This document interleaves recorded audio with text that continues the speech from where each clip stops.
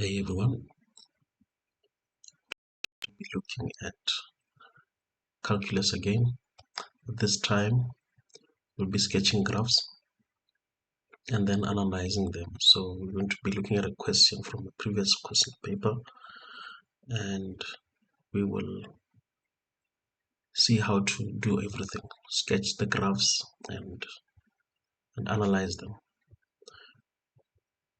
So I will begin just after this.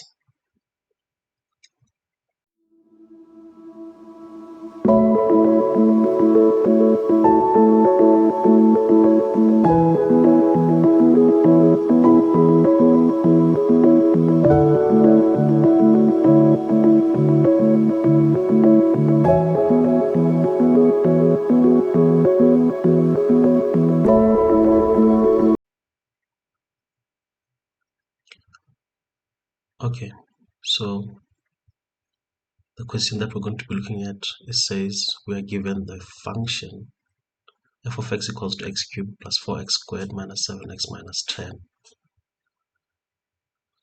They want us first to write down the y-intercept of this function. Number 2, we show that 2 is a root of the function f of x equals to 0, or the equation rather. Hence, factorize f of x completely. Then it is further given that the coordinates of the turning points of f are approximately at 0.7, negative 12.6, and negative 3.4, 20.8. So draw the sketch of the graph of f of x and label the intercepts and turning points. Use your graph to determine the values of x for which f prime of x is less than 0, and the gradient of the tangent of f will be minimum. And then lastly, f prime multiplied by f double prime is less than or equals to 0. Okay, so let's begin. The first one. So for the first one, y-intercept, we know that we will put x equals to 0, and then putting x equals to 0, we get 0 cubed multiplied by 4 times 0 squared multiplied by 7 times 0 minus 10. So we could have just read off the value from the function and say y equals to 10. So that is, okay, negative 10, not 10. So that is our answer. So you didn't have to substitute, you could have just written y equals to negative 10. Okay, next question. So now we must show that 2 is the root of the equation f of x equals to 0. Okay, to show this, we say if 2 is a root of f of x, then f of 2 must be equals to 0. So let's substitute 2. We get 2 cubed plus 4 times 2 squared minus 7 times 2 minus 10. Simplify, we get 8 times 4 times 4. 8 plus 4 times 4 minus 14 minus 10. And then this gives us 8 plus 16 minus 24. 24 from 14 plus negative 14 and negative 10. Then these two give us positive 24. So we get a 0. This proves that 2 indeed is a factor or a root of the equation f of x equals to 0. It's x minus 2 is a factor of this, and 2 is a root of the equation f of x equals to 0. So that's how to say it correctly. Next, so now we want to factorize the whole expression or the whole f of x. So we factorize it in order to get the x-intercept. So I'm already equating it to 0 there to make it an equation so that we find the other roots of the function equal to 0. Okay, so far we have x minus 2, and then we then open another bracket for a trinomial that multiplies x minus 2 to get this cubic. So the x squared we got from knowing that this x cubed term is made only by when this first term is multiplied by this first term here. So it must be x squared. So that's where we get the x squared. Then again, the negative 10 that we got here, or that we had here, will be a product of this negative 2 and whatever is here. So that's where we get the 5. Now the middle one here, we don't know what it is going to be yet, but we can find out, and this is how we do it. We will say 2kx plus 5x must equals to negative 7x. Now, why do I get this? The 2kx I got when multiplying these two, so that gives me negative 2kx, and the 5x I got multiplying x and 5. These are the two products that will be like terms and add to give us what we have here. So that's why I'm equating it to the negative 7x. So next here we just simply solve for k. We took out x as common factor here on the left. Then we can divide both sides by x. Then we take negative 7 to the other side and negative 2k to this side. Then we get 12 equals to 2k, which means k is 6. Now if k is 6, it means our expression becomes x minus 2 multiplied by x squared plus 6. Now we've replaced the k, plus 5 equals to 0.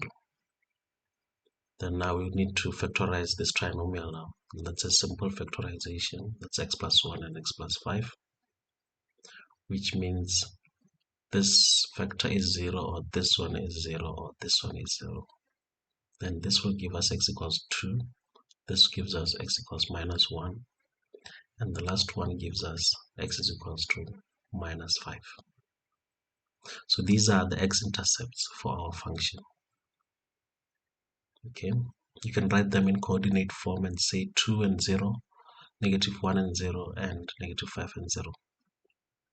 Next question.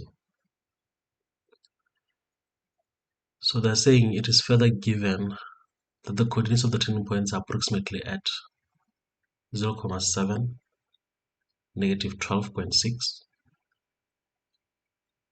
negative 3.4, and 20.8. So we must draw the sketch of the graphs showing the intercepts and the turning points.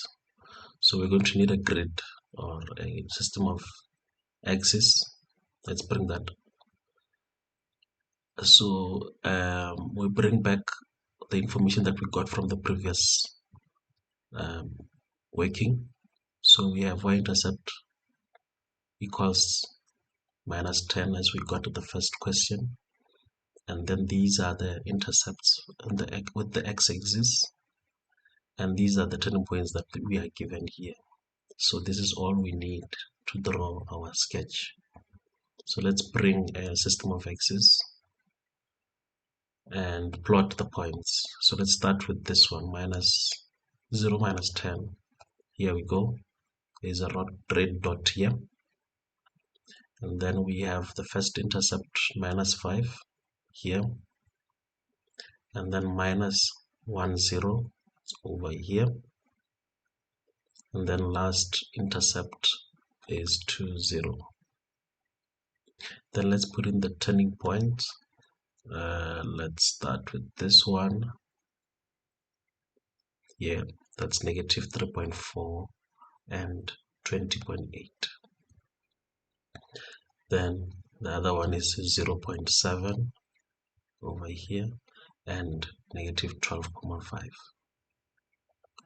So everything has been plotted. Now we can draw our function. So our function is like that. So that's the function f of x equals to x cubed plus 4x minus 7x minus 10. Okay, so they asked us to label them. We're supposed to give the names to these points, but I didn't do that. I'm only going to label these two in the next working. But in the test or in the exam, you must label them and give them the coordinates that they have given us here. Next question. So the next question says, use that graph to determine the values of x for which f prime is less than 0. So let's bring it back. So we remember that the turning points were 0.7 and minus 12.6. Then the other point was negative 3.4, 20.8. So let's see, this is where our turning point is, and this is where the other one is, and they're going to be important to answer this question. So I'm only labeling these two because we need them. These ones we see that this is 2 and this is negative 5 here. This is minus 1. So now we're going to answer this question. To answer this question, so we are going to say, where are the gradients of this function positive and where are they negative? Because where they're negative, it's where we get this answer here. Because this is saying the gradient of tangents of the function f, where are they less than 0?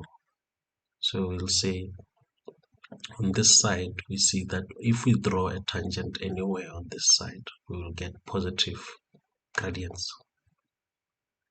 Then from here, from A to B, we get negative gradients.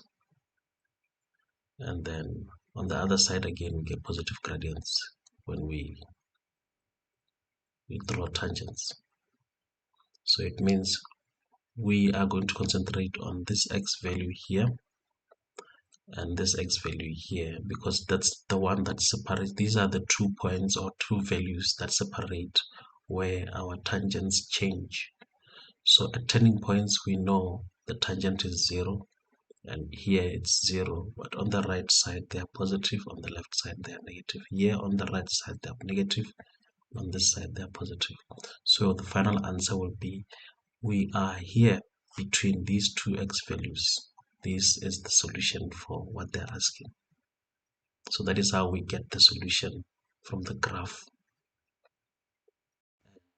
The final answer will be, that's minus 3.4 to 0.7. Okay, next question. The gradient of the tangent to f will be minimum. Where is that going to be happening? So let's bring the graph back. And now the gradient of this tangent, this f, is actually a parabola. It's a function as well, and it's a parabola. So let's differentiate.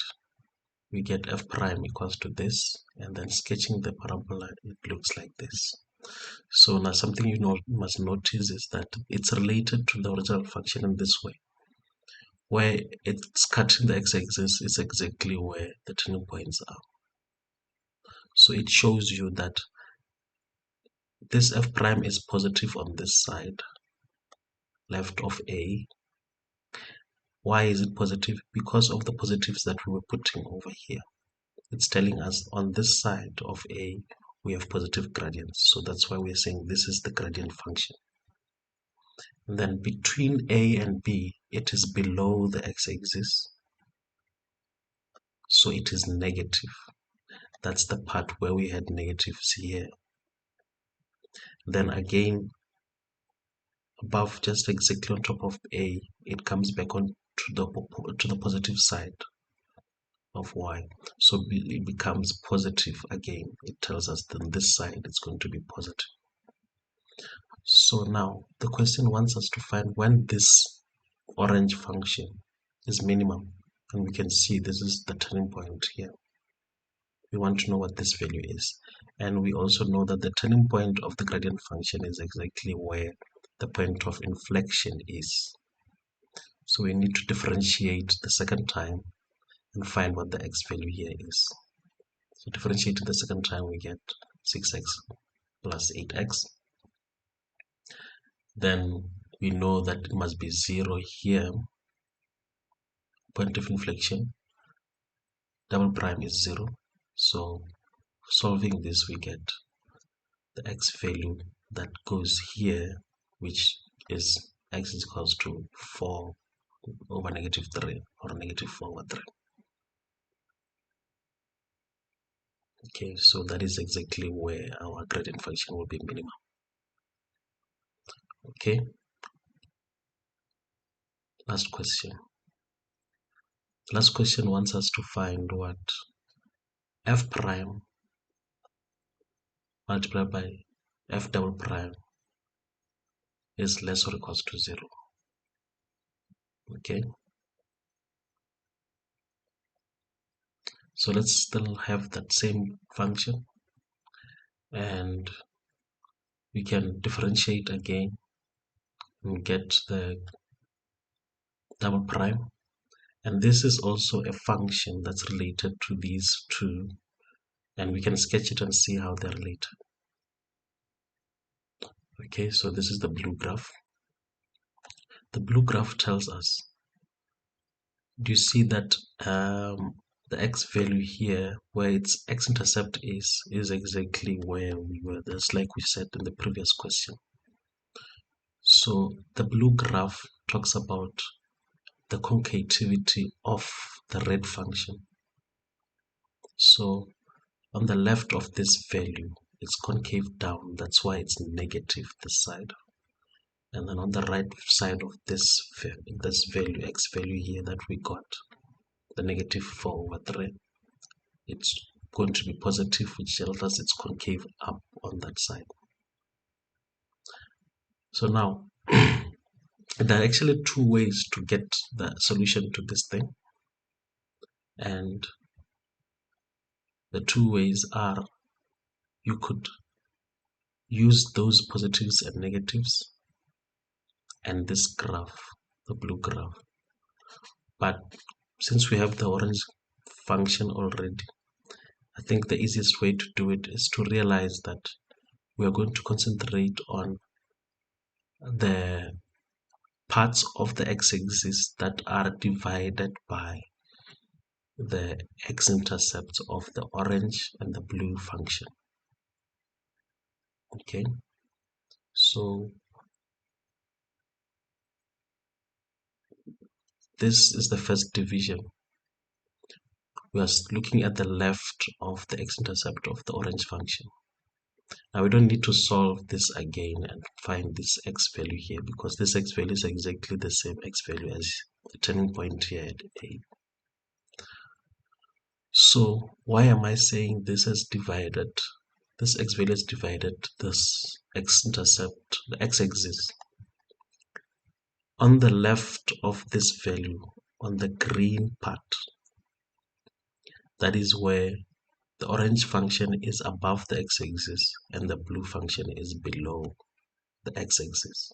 So one of the functions is positive and the other one is negative. So when you multiply them, they give us less than 0.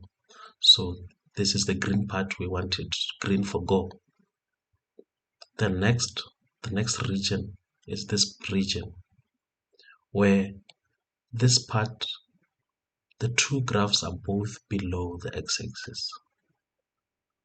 So when they are both below the x-axis, it means when you multiply their y values, or yes, the y coordinates, you get a positive answer, but we're not looking for positive answers here. We're looking for negative. So that's why I've shaded this part red for danger, for stop. Okay. Then the next region is from here to here. Now this side again, we have one of the functions above. The blue one is above the x-axis and the orange one is still below the x-axis. So this is what we want. We want for the other one to be positive and the other one to be negative, so that we multiply them and we get a negative. Then lastly, the last region is the right of the second turning point, and this is where both of them are above. And if they're both above, it means they're both positive, and when we multiply them we don't get what we want. Hence I've shaded this side red. So it means our solution belongs on the green parts of the x-axis. So it will be the left of this value and the right, and between this value here that we got from the second derivative and this value here of 0.7. So that is the final answer. It looks like this: minus 4/3 less or equals to x less or equals to 0.7, and x is less than or equals to minus 3.4. Thank you very much for watching until this far. Please like and subscribe for more videos like this, and I will see you in the next one.